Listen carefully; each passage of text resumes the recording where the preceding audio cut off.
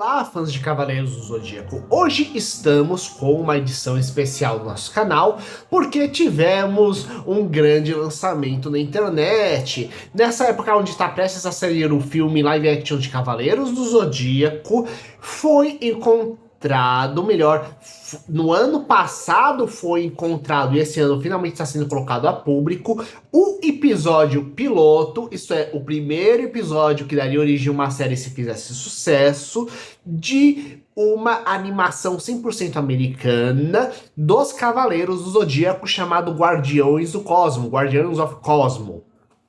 Sendo que quem conseguiu fazer essa descoberta foi uma youtuber chamada Raymona, que tem uma série de mini documentários, mini não, muitos têm quase 1 hora de duração, então são documentários mesmo, buscando mídias perdidas, isto é, filmes, games, animações, etc., que eram considerados desaparecidos e muitas coisas que nunca tinham visto a luz do dia, como a animação de Sailor Moon e mesmo o seriado live action de Sailor Moon.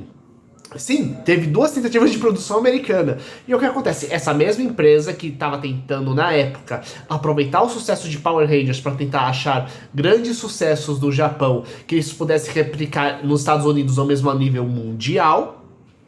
O que acontece, eles fizeram vários testes. Então, em teoria, existe uma mídia perdida de um episódio piloto de animação, ou mesmo live action, de Dragon Ball americano, de Gundam, o clássico de robôs gigantes, de Godzilla, e no caso, ela conseguiu achar um completo de Cavaleiros do Zodíaco, quando ela estava buscando justamente um episódio piloto de seriado de live action, isto é, um seriado que seria meio que realmente um Power Rangers, entre aspas, só que baseado nos grandes guardiões de Atena e seus poderes cósmicos, galera. Pois bem, a animação finalmente saiu.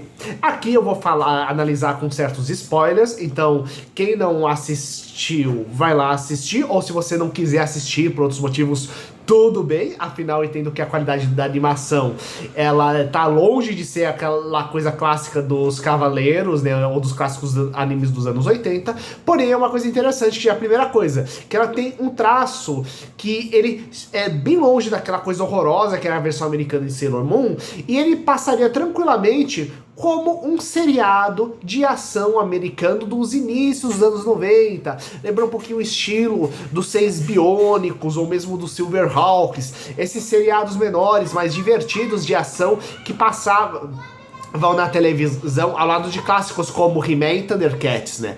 Pois bem, então vamos lá começar a nossa análise. Sendo que a primeira coisa interessante é que todos os nomes foram mudados, né?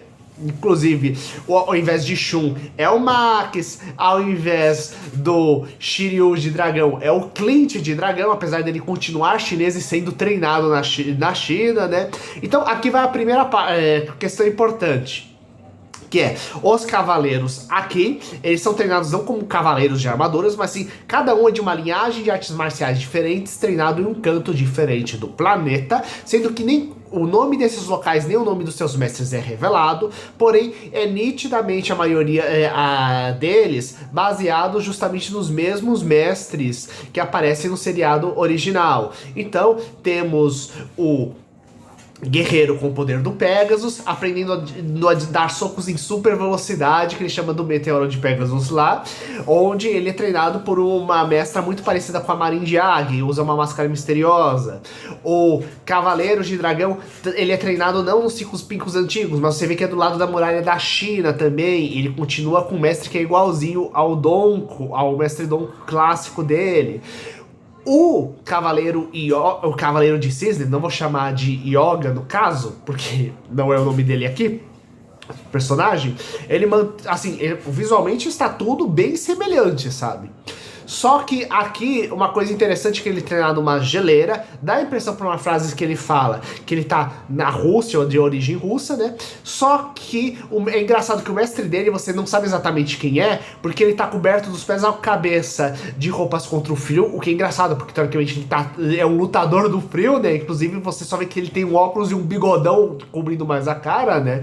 E pra quem acha que, de repente, será que tem uma ligação dos Cavaleiros de Ouro? Ora, fica bem claro que os Cavaleiros Dourados são todos servos do vilão, já vou comentar como ficou os Cavaleiros Dourados aqui, né?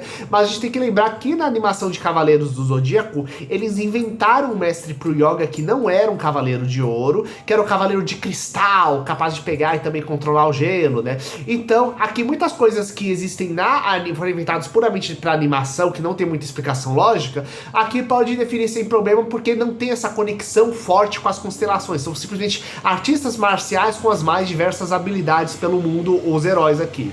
Sendo que os mais diferentes são justamente o Cavaleiro de Fênix, que ele é treinado nas ruas de uma cidade lutando contra gangues, mantendo aquele visual meio bad boy dele. Só que o mestre dele, apesar de usar aquela máscara assustadora demoníaca, assim como o mestre original dele, aquele é um cara do bem, só que ele usa só uma máscara pra apavorar os bandidos mesmo, né?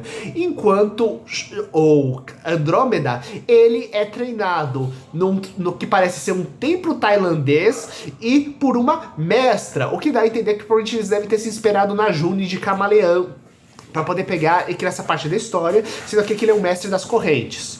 O Ikki virou um guerreiro elemental do fogo, que faz sentido. Ou melhor, o Ikki... Não, o Cavaleiro de Fênix. O Cavaleiro de Cisne, ele controla o gelo, né? E dá pra entender que tanto quanto outros conseguem produzir o equivalente como seria de gelo ou fogo, equivalente ao tamanho de uma bola de futebol, mais ou menos, pra arremessar e modelar da forma como eles quiserem. Então fica pelo menos bem definido quais os limites e poderes de cada golpe, né? E no caso do Cavaleiro de Dragão, aquilo que dá a impressão é a capacidade enorme de salto dele quando ele dá os golpes usando o poder do dragão nascente, que é a habilidade especial dele, né? E quando eles vão pra cidade, eles lutam contra um grupo de gangsters, e o interessante é que a cidade, ela é estilo cyberpunk. Você vê que parte dos carros não usa rodas, mas flutuam, mesmo a gangue de motoqueiros usa justamente motos futuristas com uma série de equipamentos especiais lá dentro, né? Então, o que dá a entender que é um futuro próximo à história. Inclusive, o líder da gangue, o jeitão, força dele, mesmo o cabelo, lembra muito o Cassius, apesar de não dizer o nome também aqui do personagem, né?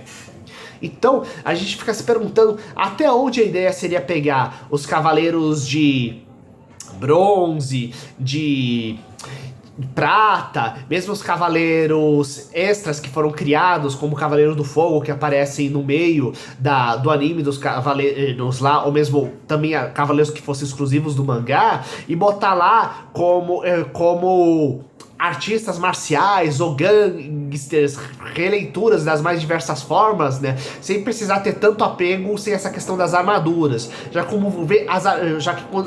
vou falar pra vocês como as armaduras são delimitadas na história. Porque quando eles finalmente acham a Atena, que aqui não é exatamente a reencarnação de Atena, mas sim, Atena fugiu do Olimpo e usa uma identidade secreta chamada Nova, pois ela fugiu do irmão, que tomou conta do Monte Olimpo, e no caso, o irmão dela é o Apolo, e com um exército de 12 cavaleiros dourados, pretende dominar a Terra, pois ele acha que a humanidade já cometeu erros demais, está na hora de destruir o mundo e criar um mundo novo. Uma coisa bem vilão clássica de Cavaleiros do Zodíaco e de metade dos super vilões atualmente de história em quadrinho. O pessoal precisa renovar, né?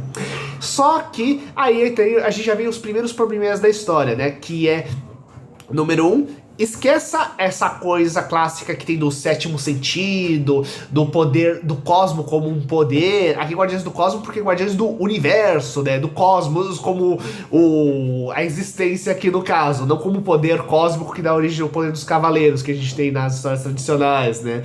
Esqueça o poder de velocidade da luz, não. O Cavaleiro Dourado que aparece, ele só tem nome, nem fala. Aqui não temos nem que eles são dos 12 signos do Zodíaco, tanto que eles aparecem rapidamente com as armaduras douradas, mas só falam que eles são cavaleiros dourados, né? E mesmo os cavaleiros que a gente vê, os 5 heróis, eles têm os nomes que são dados pra eles dos poderes dos animais, guardiões deles, só que é o seguinte, em nenhum momento, mesmo aparecendo as constelações e galáxias atrás quando eles pegam os poderes, é comentado qualquer coisa de do poder dele ser ligado a constelações ou qualquer coisa astronômica, sabe? Então toda essa parte mais relacionada da conexão entre os astros celestes e os cavaleiros é basicamente ignorado. Aquilo que é dito é que Athena pegou, criou mais 5 armaduras, porque a ideia dela é que ela fugiu de lá pra, assim como o irmão dela tinha o próprio exército, ela foi montar a própria tropa dela para defender o mundo dos ataques do irmão. Os cavaleiros no início não acreditam, né? Inclusive a gente vê dos 5 personagens, os únicos que tem uma caracterização mais ou menos mais detalhada é justamente Pegasus e o Cavaleiro de Fênix. Que o Fênix continua sendo o bad boy, que não tem medo principalmente do fogo, nem das coisas, é o também meio malandrão, ao mesmo tempo meio irritado, que desafia as coisas, só que ao mesmo tempo que ele é bem parecido com o original, já o Pegasus, ele é totalmente aquele líder dedicado, calmo, toda a revolta e rebeldia que o Pegasus original tinha e que a parte da graça dos Cavaleiros do Zodíaco, essa rebeldia vai sendo domada pouco a pouco e transformando impulsividade em iniciativa e liderança, sendo lapidado para se tornar realmente um cavaleiro justo e tudo mais. Aqui não tem, aquele já é isso logo de cara, né? E os dos cavaleiros a gente só tem umas piadinhas, os outras, mas aquilo que pelo menos é bem definido são as técnicas de combate e luta que usam com bastante frequência. Sendo que aqui, quando Athena é sequestrada para o Monte Olimpo pelo cavaleiro Ran, sim, ele não é nem chamado de Cavaleiro de Touro pelo Apolo, a gente vê algumas coisas importantes. Que o único poder que é mostrado pela Athena ao longo da história é simplesmente um certo poder telepático. Então você fica um pouco, nossa, mas como assim ela é uma deusa guardiã da Terra se ela não tem esse poder, né? O Apolo, no qual basicamente eles pegaram o visual do Mestre Ares, de Cavaleiros do Zodíaco, Mestre Ares, e basicamente o Cavaleiro de Gêmeos tá lá como um personagem e ele tá como outro personagem lá. Então, o que acontece é que eles pegaram justamente esse visual do Grande Mestre do Santuário e usaram ele, só que numa versão muito mais cruel, bizarra, inclusive com os toques que dá a impressão pros olhos e pele dele não ser humano, como o Apolo, o irmão de Atena. Só que aqui, é claro, não tem nada relacionado com o solar. Temos morcegos vermelhos na armadura dele. Eu acho que ele parece muito mais o Vingador, na verdade, do Caverna do Dragão. Acho que é a versão mais demoníaca da história que o Apolo já teve, diga-se de passagem. Tem potencial, mas teve problema. Sendo que, detalhe, na época, a produção foi feita em 93. Então a única coisa mais ligada a Apolo que tinha, na verdade, era o filme de Cavaleiros do Zodíaco que tinha saído, que era o Batalha de Abel, onde aparece um irmão da deusa Atena perdido, chamado Abel, que não existiria na mitologia, que foi criado exclusivamente para o filme, e que esse irmão perdido teria inspirado as lendas do deus Apolo. O filme com o Apolo mesmo de verdade, que existe Cavaleiros, só seria criado anos depois, em 2000 e pouco, galera. Prosseguindo, então, dentro desse contexto, os heróis vão resgatá-la e ela diz que eles têm que aprender a trabalhar em equipe, né? Então, nós temos pela primeira vez um adversário realmente 100% original, né? Que é uma criatura controlada pelo Apolo. Inclusive, o único poder que o Apolo manifesta... O Apolo só manifesta 2 poderes nesse episódio piloto, que é o de vir as coisas à distância através de um espelho, tanto que ele usa isso pra monitorar os cavaleiros pra finalmente achar onde tá escondido o irmão dele. E o outro poder é o de justamente controlar e talvez até mesmo criar monstros elementais, né? No caso, um monstro aquático com aspectos de diferentes criaturas da mitologia grega, que os heróis têm que se reunir pra aprender a trabalhar em equipe, pra usar os seus poderes em sequência, pra sem pegar e destruir. E realmente, gente, as cenas de batalha eu acho que estão todas bem feitas e bem elaboradas. E uma coisa que eu aprendi é que todas as 3 grandes combates, bem, na verdade 4 combates que tem na história, em todos o uso do cérebro é fundamental pra estruturar uma estratégia pra se derrotar o adversário, que é muito mais poderoso do que eles na maioria das vezes, o que é bem bacana. Então, quando eles aprendem a usar os poderes juntos, é que eles conseguem ativar o poder deles em sincronia pra se invocar as armaduras que a Athena criou pra eles, pra se combaterem de igual pra igual. O Ran E assim, e para finalmente derrotá-los de vez, eles devem pegar e aprender a trabalhar em equipe. Inclusive, a gente pode pensar, nossa, mas quando eles vão resgatar vão derrotar a deusa Atena, eles nem têm um combate contra Apolo e tudo mais. Bem, aquilo que dá a entender é que como eles fizeram um truque pra enganar o Apolo lá dentro, pegar a deusa Atena e sumir rapidamente, né? Não teve tempo hábil do Apolo pegar e usar qualquer tipo de poder ou habilidade especial em cima deles, né? Porém, dá pra ver que pelo menos criar monstros elementais, o que é uma ótima habilidade pra uma divindade, que essa passagem tá lá, né? E realmente fica a dúvida de quais são os poderes da deusa Atena, se de repente quando ela fugiu do Olimpo, ela ficou com alguma limitação de poder, né? Se ela tem alguma maldição, etc. Mas perguntando cadê os outros deuses do Olimpo, né? O episódio termina, né? Então, acho que o legal é que ele consegue apresentar todos os personagens principais, dar os principais aspectos de poder, habilidade e personalidade pra cada um. Algumas vezes quase sem personalidade, mas é alguma coisa.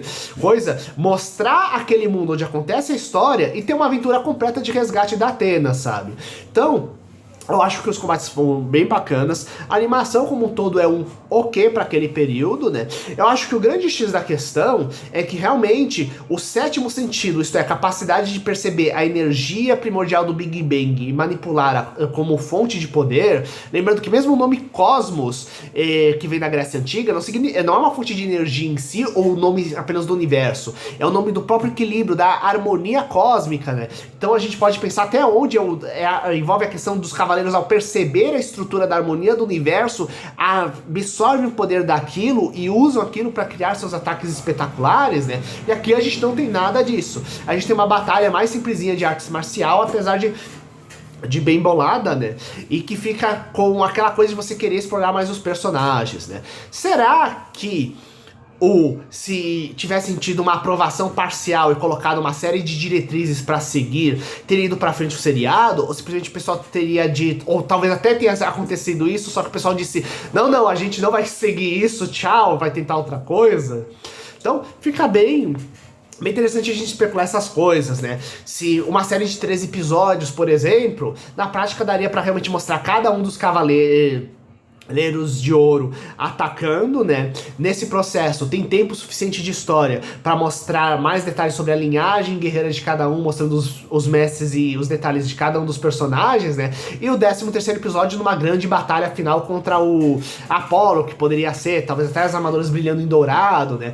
De repente parte dos cavaleiros de ouro, que são do bem no original, aqui quando vão atacar os cavaleiros, eles mudam de lado e começam a defender a Atena, de repente, seria uma coisa bacana também se fazer, né? As próximas temporadas teria material pra bastante coisa, diga-se passagem, né? Mesmo se fosse pegar os filmes de Cavaleiros do Zodíaco, dá pra transformar cada um deles numa temporada, coisa que inclusive a própria Toei já fez, porque na época o filme que era acontecendo contra os guerreiros do deus Odin fez tanto sucesso que eles transformaram numa temporada inteira e tiraram aqui o filme da cronologia, sabe? Então, eu quero que vocês comentem aí embaixo se vocês assistiram ou não, o que vocês acharam desse episódio, quais outras animações de ação você assistiu na época, suas expectativas pro filme de Cavaleiros do Zodíaco, se depois dessa vocês estão vendo com melhores olhos o seriado do Crunchyroll, que teve um comentário que eu achei maravilhoso, que foi tipo, depois de assistir isso, nunca mais falo mal do seriado da Crunchyroll de animação de Cavaleiros, sabe? Coloque seu comentário aqui embaixo, compartilhe com seus amigos e obrigado por acompanhar nosso vídeo em edição especial.